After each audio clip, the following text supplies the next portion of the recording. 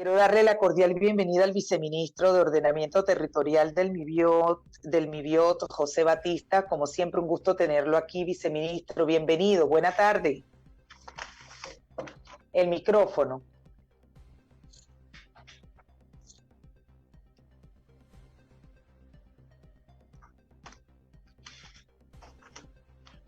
Sigue cerrado, viceministro.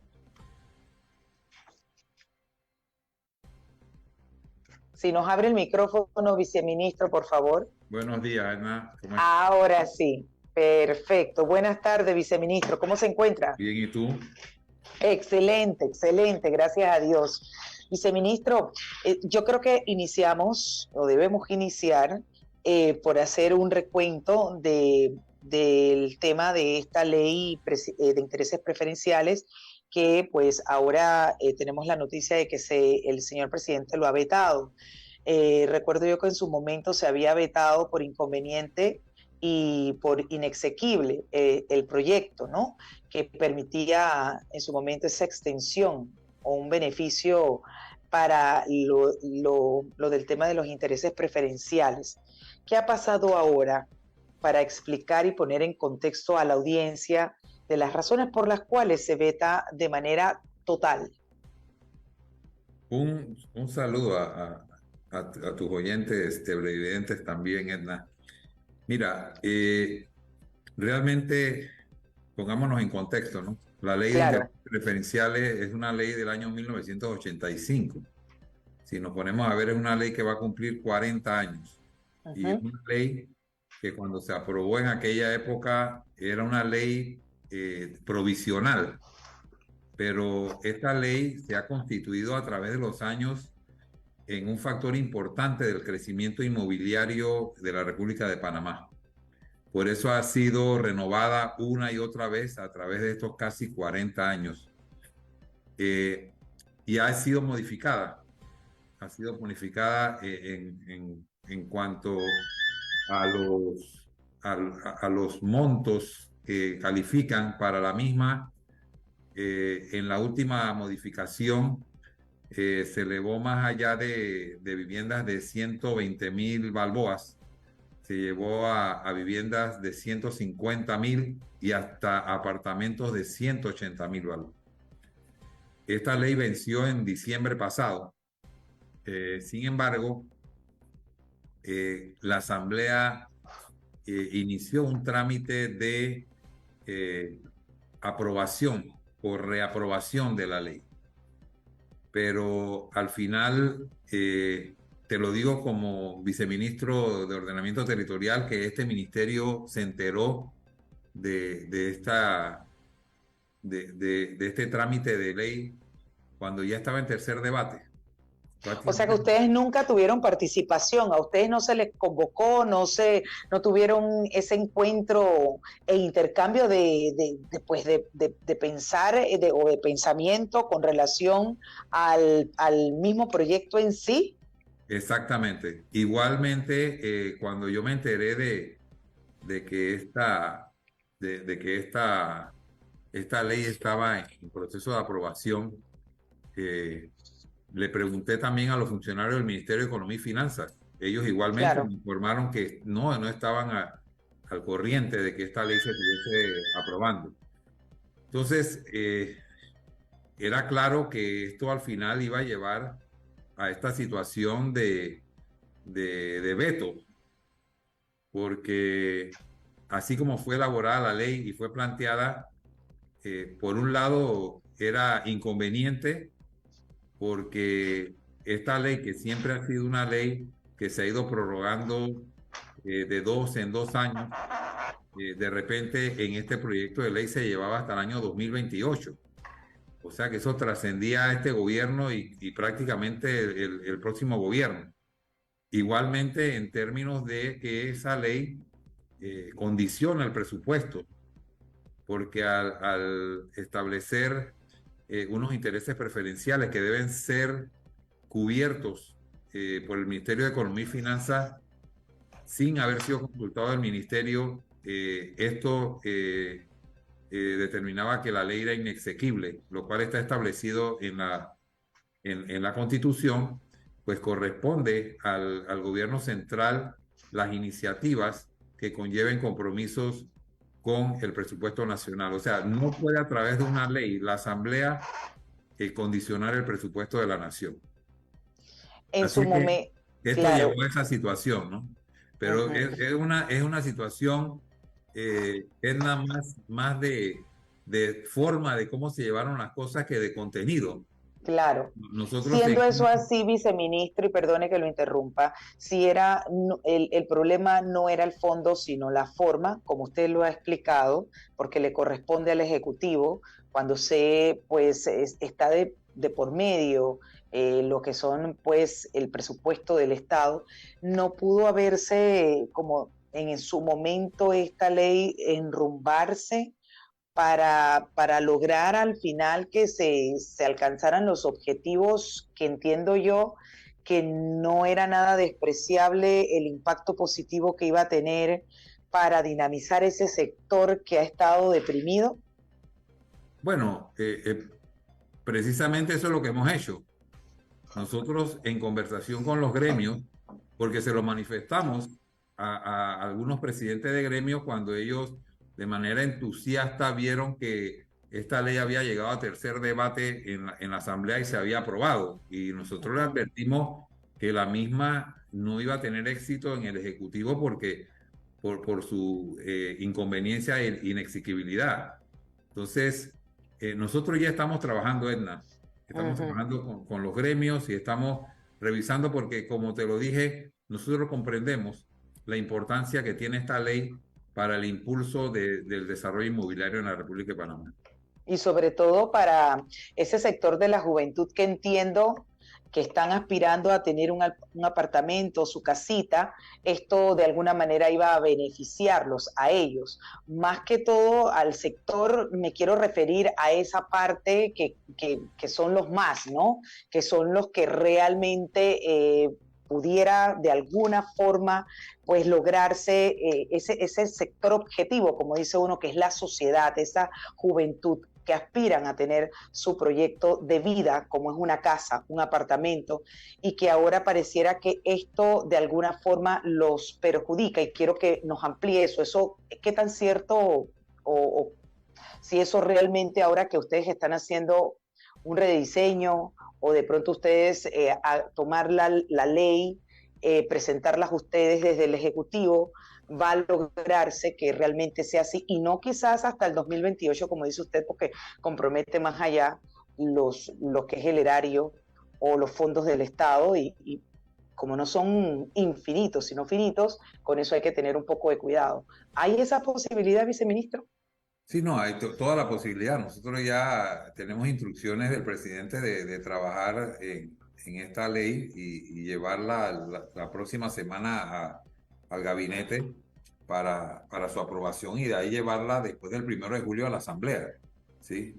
Porque nosotros comprendemos lo que tú planteas. O sea, no solamente es por el hecho de lo que ya representaba la ley, sino que sabemos que el aumento a nivel internacional de la tasa de intereses, sobre todo la de los Estados Unidos, que nos afecta a nosotros colateralmente, eh, el, ese 4% que le ofrecemos a las viviendas hasta 120.000 balboas, tienen un impacto muy grande en la mensualidad y de no existir la ley, las posibilidades de financiamiento o de crédito para mucha gente se les limita porque ya no califican. ¿Sí? Claro. Porque la mensualidad que representa un interés del 6-7% versus un 2% que es el resultante después de restar el 4%, lógicamente que tiene un impacto en el monto de la mensualidad y eso pues se relaciona con el ingreso total y eso descalificaría a muchas personas para poder tener acceso a un crédito. Nosotros sabemos la función que ha tenido esta ley en la historia de los últimos casi 40 años y pensamos que debemos continuar con la misma.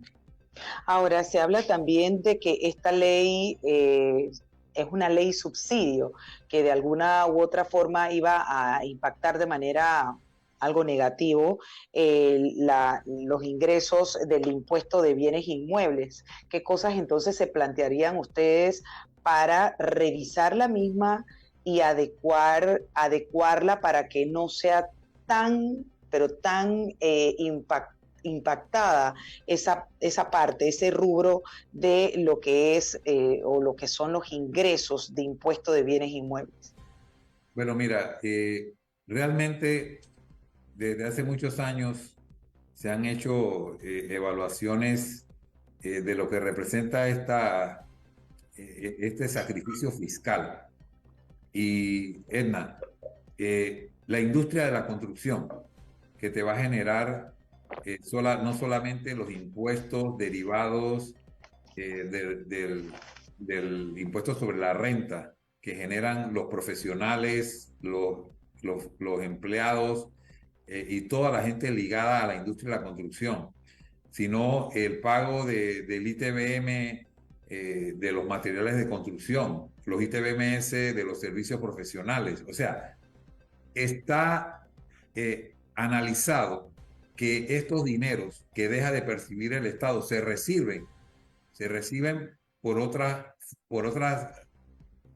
ruta, podríamos decir, llegan al gobierno, ¿sí? O sea que es un ingreso fiscal que no es un subsidio sin retorno. Hay un retorno aquí. O sea, nosotros estamos estimulando un sector importante de la economía que a su vez va a generar impuestos en su desarrollo. Es un poco lo que pasa con el Fondo Solidario de Vivienda. Nosotros hemos medido también que esos $10,000 que damos del Fondo de Solidario de Vivienda revierten en permisos de construcción, en planos, en ITBM de los materiales de construcción, en todo lo que genera. Se activa toda una industria que tiene que ver con la arena, con el cemento, con los azulejos, con todos los acabados. Entonces, revierte al Estado por otra ruta el sacrificio fiscal que estamos haciendo al aprobar y reaprobar esta ley, porque como ya lo enfatizo ya por tercera vez, ya tiene casi 40 años. Bien, queda claro en conclusión, viceministro, que la ley como tal concebida no es que sea mala, sino que la forma y el camino o el recorrido con la cual pues llegó no era el correcto. Así Por lo mismo. que usted explicó.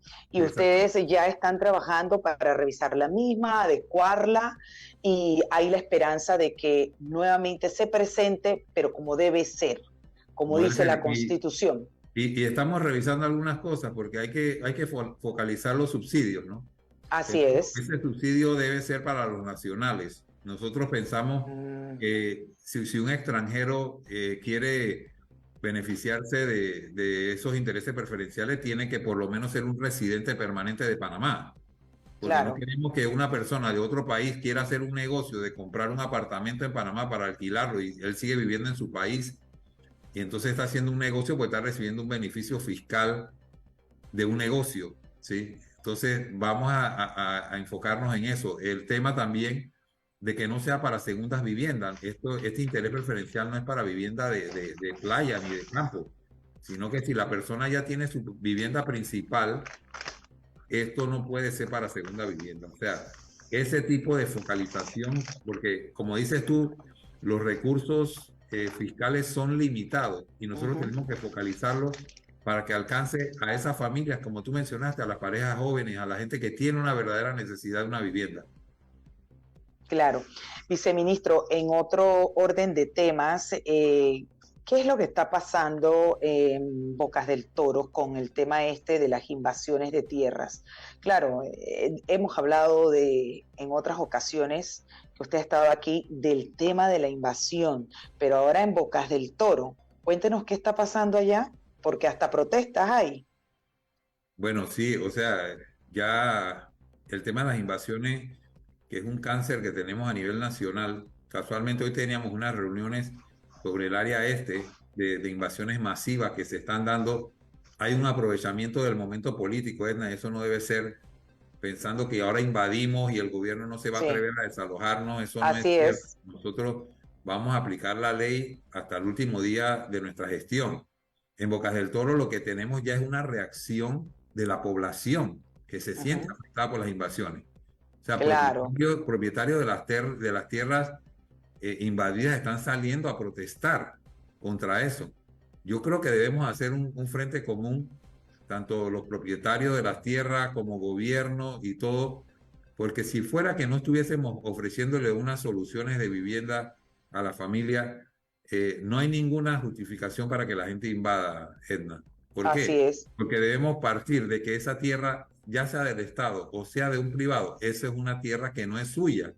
Y usted no puede, porque eso es como que autoricemos robar, pues porque si alguien tiene hambre, entonces puede entrar a una tienda o a una casa a robarse la comida. Robó pero hizo, la justificación esa de robó pero hizo. Pero viceministro, yo lo que no entiendo es por qué se deja que pase tanto tiempo que las personas ingresan a ese territorio, a ese terreno ajeno, privado o estatal, y no se actúa de manera inmediata. Esa es la parte que yo no logro entender. Bueno, Ya mira, cuando la gente, imagínense, ya la gente tiene la casa hecha y tiene hasta ¿cómo se llama eso? Hasta hacen casa de 2 pisos, hacen terraza y usted le ve los carros parados afuera, que tú dices, en realidad esa persona tenía necesidad de invadir o es mera sinvergüenzura. Y aquí hay un ejemplo cerca. En la entrada de Condado del Rey se ve claramente que son personas que están viviendo bien y los carros, vaya a ver los carros afuera. Entonces dígame usted si esas personas realmente tenían necesidad de meterse allí en esos terrenos. bueno, Y mira, así ese, pasa. ese Y ejemplo que hasta tienen prado, o sea, y yo no puedo tener una prado. ¿Me bueno, explico? ese ejemplo Entonces, que me pones, explíqueme eso. ese ejemplo que me pones es grave porque además de invadir y de hacer una inversión con viviendas estables, bloques y todo, lo están haciendo en un área peligrosa. Eso está debajo de la línea de alta tensión. Sí, pero nadie Y hace nada, hay un peligro de viceministro. muerte. ¿A quién le pone el cascabel al gato? Bueno, yo, ¿Quién dice esto no debe permitirse? Usted Edna, acaba de decir algo bien interesante y es que independientemente que estamos en un periodo preelectoral, eso no les va a ustedes a temblar la mano y a ponerse, como dice, los pantalones largos y accionar cuando tengan que accionar. Porque yo creo que eso no se debe tolerar, viceministro, si se le está dando respuesta y soluciones habitacionales a las personas que realmente lo necesitan. Hay que acabar con esa organización que hay detrás y que se aprovechan de las necesidades de esas personas. Edna, nosotros estuvimos respaldando la iniciativa del diputado Hernán Delgado de una ley que penalice con penas de más allá de 5 años para que no sean conmutables a los invasores. Desafortunadamente, en el periodo pasado no prosperó esa ley, ese proyecto de ley no prosperó, pero nosotros lo estamos respaldando. Quiero decirte también que ha habido una deformación en el sistema jurídico. Desde que se reemplazaron los corregidores Sí, por los jueces de paz. Eso no ha funcionado, Edna. estoy de Los acuerdo. jueces de paz no tienen la fuerza, no tienen el músculo Están para limitados. poder dar Ujú. instrucción a la policía y que desaloje a las personas. Así es. ¿A qué le adicionamos a esto? El cambio en las que tenemos que hablar con ASEP, el cambio en las disposiciones de las empresas que suministran servicios públicos. Así Antes, es. para que a ti te colocaran un medidor, tú tenías que tener o un contrato de alquiler o un título de propiedad. Ahora no, ahora un invasor va y pide y las empresas distribuidoras le colocan medidor. Tienen luz, tienen telefonía, tienen de todo Sí. allí. Tienen Entonces, Netflix, tienen de todo. nosotros le hemos hablado a la SEP de que deben exigirle, porque mira, si tú le pones las facilidades, si ellos vivieran en esos lugares y no tuvieran ni agua ni luz, seguro que no se quedan ahí. Pero si tú le das las facilidades, entonces nosotros estamos de alguna manera siendo cómplices de eso. Por A la supuesto que sí. complicidad que ocurre a nivel de los jueces de paz, que no le dan la instrucción a la policía se siente maniatada, ellos no pueden actuar si no tienen, porque ellos son una institución que sigue instrucciones, ellos no pueden por su cuenta llegar a desalojar a la gente si no tienen la orden del juez de paz. y esos jueces de paz no están funcionando. Tenemos Bueno, muchos problemas. Son eso es pocos, un mira, tema, eso es un tema que hay que revisar. Yo vengo diciéndolo hace mucho. Los jueces de paz no están realmente, no sé si es un tema de presupuesto, no sé si es un tema de falta de capacidad, la verdad es que no sé. Aquí los brillantes o los que crearon la idea de que aquí eso iba a funcionar, esa figura de los jueces de paz, no aparecen, ahora no asoman la cabeza y así es. uno viene reiterando y diciéndole que urge revisar este tema de los jueces de paz porque no están funcionando, no se le está dando realmente las herramientas, si se quiere, para que ellos puedan accionar y puedan ser realmente coadyuvantes de la justicia y la justicia en comunidad sobre todo, porque realmente ni siquiera se conocen. Usted los invita y usted no sabe ni quién es el juez de paz de las áreas, como antes uno sabía quién era el corregidor y lo que hacía. Ahora uno ni sabe qué hacen. Yo no sé si es que se sientan nada más a esperar el salario, pues no sé. La verdad es que desconozco Lo peor que realmente el eso, trabajo que hacen. Sé que no hacen nada, pero tampoco conozco el trabajo que hacen. no, es peor que eso. Cuando tú vas y denuncias allá, ellos solamente le dan como una palmadita en la mano, como ¿Sí? el papá al niño, no haga más eso. Pero hasta ahí, imagínate. Así mismo es. Viceministro, tenemos que irnos a nuestra primera pausa, pero al volver quiero también que nos explique lo del tema de los depósitos de garantía, que entiendo ustedes también tienen una idea o estrategia con relación a este tema. Pero vámonos a la primera pausa y al volver venimos con las conclusiones con relación al tema del veto presidencial, venimos con las acciones que ustedes van a emprender de aquí en adelante con las invasiones de tierras en Bocas del Toro y a nivel nacional, y por supuesto que nos hable de esta legalidad de la desafectación de los depósitos de garantía. Usted no le cambie, ya volvemos. Los temas que se necesitan profundizar continuarán en breve en Es Cuestión de Ley.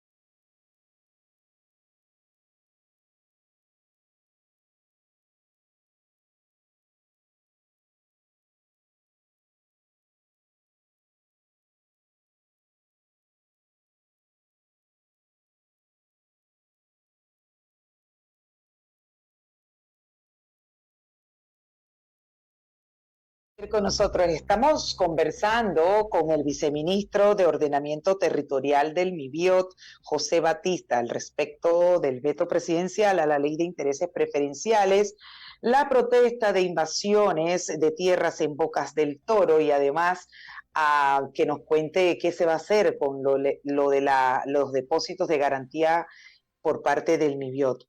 Viceministro, en conclusión, lo del veto presidencial de la ley de intereses preferenciales y acerca de las protestas, estas de invasiones de tierra en Bocas del Toro. Bueno, con respecto a la ley de intereses preferenciales, hoy sostuvimos una reunión de alto nivel donde estamos revisando el proyecto de ley que se presentó en la Asamblea. Hemos escuchado algunas sugerencias de los gremios del sector inmobiliario y estamos viendo también la ley anterior, la que se venció, para presentar una propuesta que esperamos sea la próxima semana en el Consejo de Gabinete y de ahí llevarla el 1 de julio, después del 1 de julio, a la Asamblea para su trámite de aprobación. O sea que el mensaje, Edna, a través de tu programa, para que tus oyentes sepan que la ley de intereses preferenciales va a seguir siendo ese instrumento que le permita a la familia panameña tener acceso a una vivienda propia. Bien, en cuanto a al tema de las protestas, viceministro, de las invasiones. Bueno, nosotros debemos aliarnos con estas personas que están protestando contra las invasiones para darles el respaldo, porque coincidimos con ellos. Esas son tierras privadas que son, muchas tierras fueron adquiridas por herencia, otros por compra, otros por mucho sacrificio, para que vengan unas personas a apropiarse de las mismas sin tener el derecho y pudiendo hacerlo de manera regular a través de los diferentes programas. En Bocas del Toro nosotros hemos desarrollado múltiples programas de viviendas construidas, de lotes servidos, etcétera. O sea que soluciones hay, pero nosotros sabemos, como tú lo decías hace un momento, que detrás de eso hay más que una necesidad de vivienda. Hay un negocio, porque es negocio lo que hacen, sin vergüenzura. A veces cuando hacemos las evaluaciones de las personas que viven en estas invasiones nos encontramos hasta profesionales, Edna, eso es una vergüenza, ¿sí? De gente que se ha acostumbrado a vivir fácil y no hacer un esfuerzo como lo hace la mayoría de la gente seria de Panamá. Bien, con relación a este tema de los depósitos de garantía por el que ustedes pues tienen un importante número de personas que no han ido a reclamar el depósito que en su momento dieron, ¿así lo entiendo? Sí, es que hay depósitos de más de 20 años que suman más de 15 millones de dólares, de más de 20 años que no se han movido. La gente no ha ido a reclamarlos. Nosotros pensamos que este mecanismo era no solamente una fórmula de nosotros poder utilizar esos fondos en algunos programas de vivienda social, como se hace con la banca, que después de cierto tiempo que los depósitos no tienen movimiento, esos dineros pasan al Estado. Pero también, Edna, era una forma de nosotros hacer una publicación de que muchas personas encontraran allí familiares de ellos que quizá habían fallecido o algunos que tienen más de 20 años de vivir en esos lugares. Pero para muchos que teniendo familiares que hubiesen fallecido y que podrían entrar a reclamar esos dineros.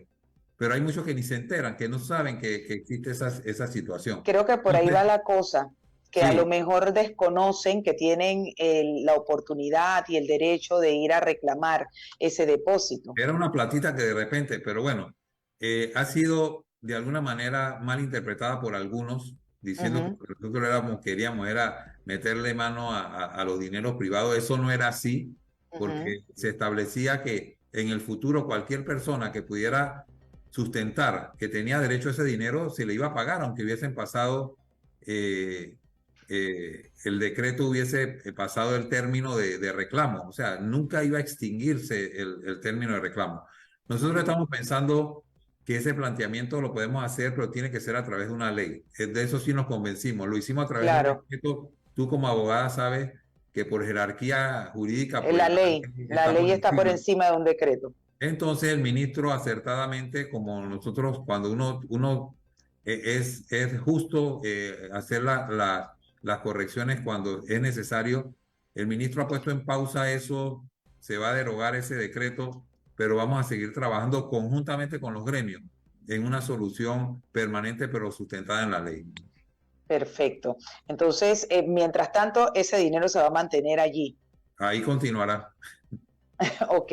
Bien, quiero agradecerle, viceministro, por este enlace y ampliarnos y sobre todo conocer la postura desde el MIBIOT con relación a este reciente veto presidencial por parte del presidente de la República, Laurentino Cortizo, sobre la ley de intereses preferenciales y con relación a las protestas que se están dando por la invasión de tierra en Bocas del Toro y sus comentarios, por supuesto, muy atinados con relación a que urge tomar medidas severas con quienes abusen y utilicen terrenos privados y del Estado sin tener la necesidad de una vivienda y desconociendo sobre todo el esfuerzo que se está haciendo por darles dentro de los programas esa oportunidad de que puedan obtener una vivienda digna. Como siempre, bienvenido a este espacio. Que tenga una linda tarde. Igualmente a ti, gracias por abrirme tu espacio para poder comunicarme con esa audiencia tuya que es importante. Esta es su casa. Bien, avanzamos.